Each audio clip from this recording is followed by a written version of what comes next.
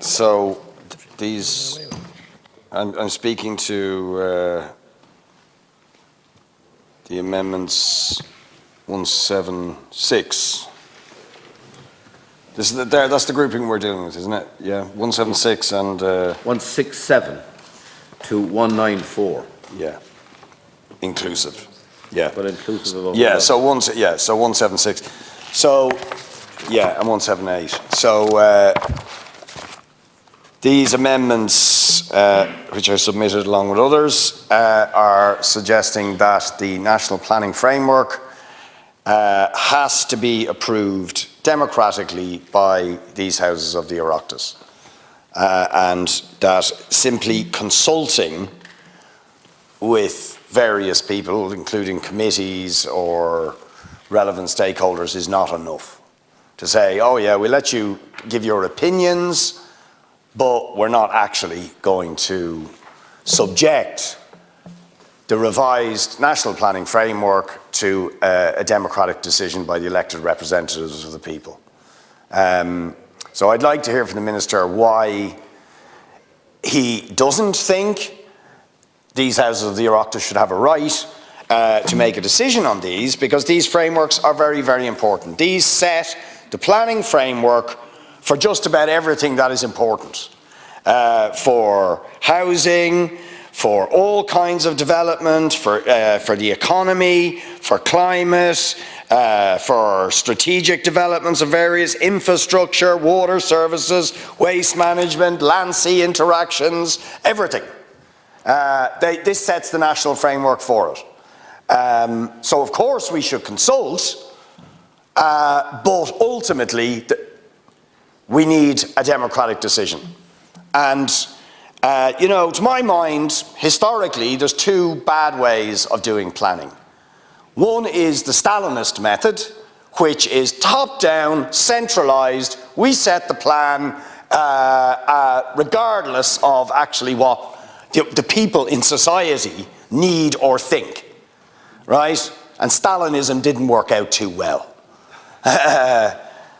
Right? Big plans set by the Kremlin, which bore no relationship to the actual needs of Russian society. The other type of planning that doesn't work is where you don't really have planning, you have the market. And you just let people with money decide what's developed or not developed. Now, the alternative to both of those failed approaches is democratic planning, bottom-up planning, where you hear from everybody and everybody has a real say in the decisions at every level of planning the future development of our society. That's what sustainable means. That's what it actually means.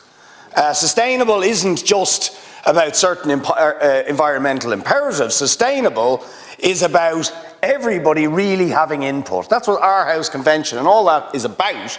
It's about the absolute imperative of people from the bottom up having a real say and having the right to make decisions about their environment, the society they live in, and the development that will affect them. So that's why democracy is terribly important. If you don't have that, you're going to have problems.